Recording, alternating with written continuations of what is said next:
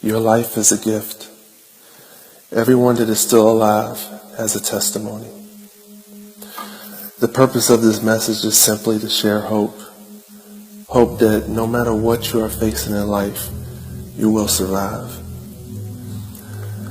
I was in Baltimore, Maryland, touring with a major recording artist when all of this happened. We were supposed to stay at the Hyatt Hotel downtown by the harbor, but all the rooms were taken because of a sporting event that was happening the same night. So we had to stay in West Baltimore, in a rough area of town. It really didn't make a difference to me because I've been in hotels all across the country, good and bad. When I check into a hotel, I kind of have a pattern of doing things no matter where I am. I drop off my luggage, I joke around with the band for a little bit, and I go to the nearest gas station to get some junk food, Gatorade or Waffle House, IHOP, whatever is open. Then I come back and relax. This night was no different. I did the same thing. I walked outside and headed toward the gas station, which was about 3 blocks away. As I walked through the second block, I could see 6 guys standing on the corner, talking to each other, looking in my direction.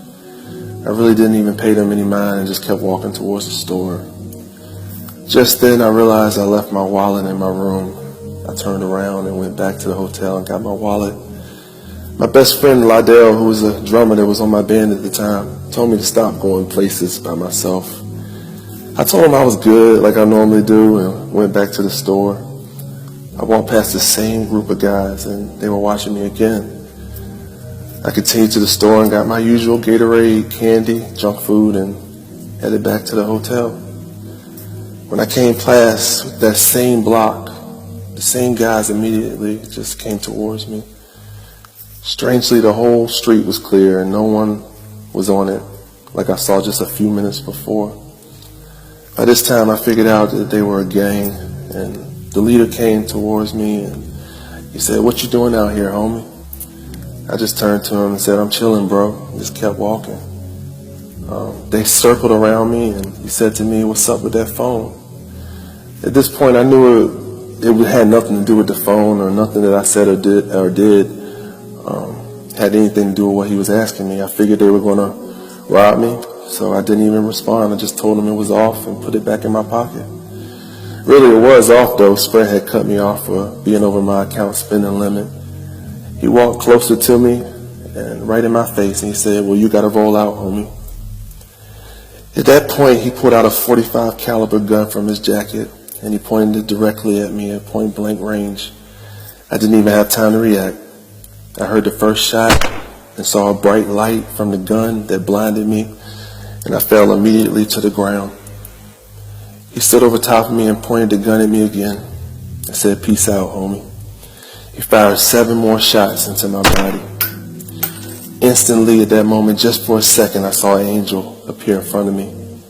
The angel looked transparent and was kneeling down literally with both arms in front of him, as if every bullet was going through the angel. I knew it couldn't have been a figment of my imagination because I had no time to even think about this.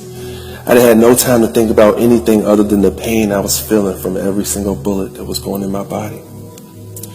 When he finished shooting me, his other boys picked up shell casings that had fallen to the ground around me, and they laughed and joked with each other about how they just smoked me. Right then, I heard God speak to me and tell me not to move. It was really strange because I wanted to yell, I wanted to scream, I wanted to breathe. I wanted to know if I was alive, but I couldn't do it. They were still looking at me. So I just laid there and didn't breathe. My eyes were still open, but they were fixed, even though I felt pain all across my body. For the first time in my life, I felt no pain from even not breathing, which was the strangest feeling I've ever felt. That's how I knew God was right there with me. As I continued to hold my breath, waiting for them to leave, I felt the blood all around me. When they finally ran to the car, I drove off. They drove off at full speed. I took my first breath. I remember softly yelling, "Oh God, God." As I looked around me and saw the pool of blood and holes in my shirt, I tried to stand up, but I couldn't. I couldn't feel my legs. So I dragged myself off of the street and onto the sidewalk, literally crawling. I tried to flag down cars to stop and help me, but nobody would stop. People literally slowed down and looked at me and kept going. It was literally only me and God. I had a moment where I had my life flash before my eyes. I thought about everyone that loved me. I thought about my own funeral. I thought about the things that I should have said to my family and the friends that I didn't tell. Just then I remembered that I had my cell phone still with me. My hand was completely covered in blood, but I still managed to dial 911. When the operator came online, I told her that I had been shot, and she asked me where I was. Thankfully, I was lying right next to a street sign so I could give her an idea where I was. She tried to keep me talking, but I really couldn't because I was losing my breath every minute that went past. Eventually, the police showed up, about 5 officers. One walked toward me. He asked me my name, how old I was, and that was the end of the conversation. After that, they drew lines around me and put up police tape and crime scene tape and set a perimeter. This is when my faith really had to step in, though. Even though all around me it looked like death, I had to speak life, and I began praying. There was nothing I could do but that. The ambulance got there eventually, and 7 minutes later, they loaded me in. Immediately, they began cutting off my clothes and hooking me up to all kinds of machines. This was the first time that I actually saw the gunshot wounds with my eyes, and at that moment, tears began to flow from my eyes. My body just looked dead.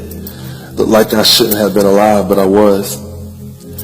I heard the EMT say to her partner, "I don't think he's going to make it." It hurt to hear those words coming from her, but I tried to hold on to life. By the time I got to the hospital, they rushed me down the hall into surgery. When I arrived in the room, it was like the strangest scene I ever seen. The room was lined with nurses, doctors, police, other hospital employees looking at me in disbelief, almost as if what they heard on the radio, my condition, they were stunned that I was alive. The lead doctor whispered in my ear, "I'm about to give you some anesthesia to put you asleep for the surgery. Can you sign this paper for me?" Oddly enough, I was able to sign it and did pretty good. I did so good that the doctor joked and said, for someone who's got shot all these times, you sure do have a good signature.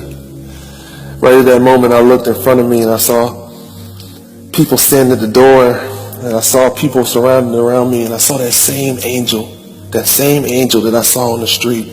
I saw standing in front of me with his arms folded, looking at me, nodding his head, as if to say everything is going to be all right.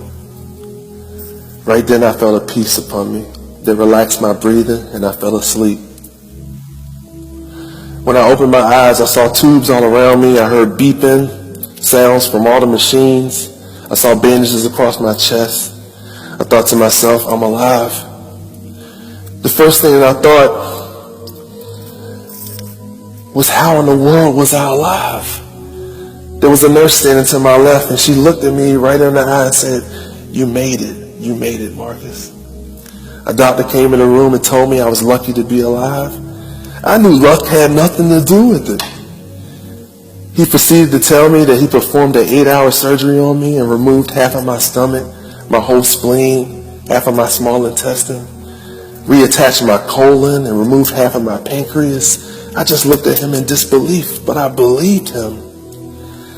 I found out later that my doctor, he found God through my surgery. He acknowledged that it was not possible that he did the surgery by himself. Today I can walk. I had to learn how to do that all over again. Today I can play the piano even though I lost the feeling in my right hand. Today I can eat even with a half of a stomach. Today I can walk in peace because God gave me peace during the most chaotic time of my life. Today I know that God is a healer. Mark 9:23 says all things are possible to him that believes. Do you believe? I know that I do. I encourage everyone that hears my voice to do God now and not later. A common misconception is that you need to clean yourself up before you come to God. But the truth is, you just have to come to God and he will change you. God bless you all. God keep you. Remember that God is sovereign and bigger than every problem and every situation.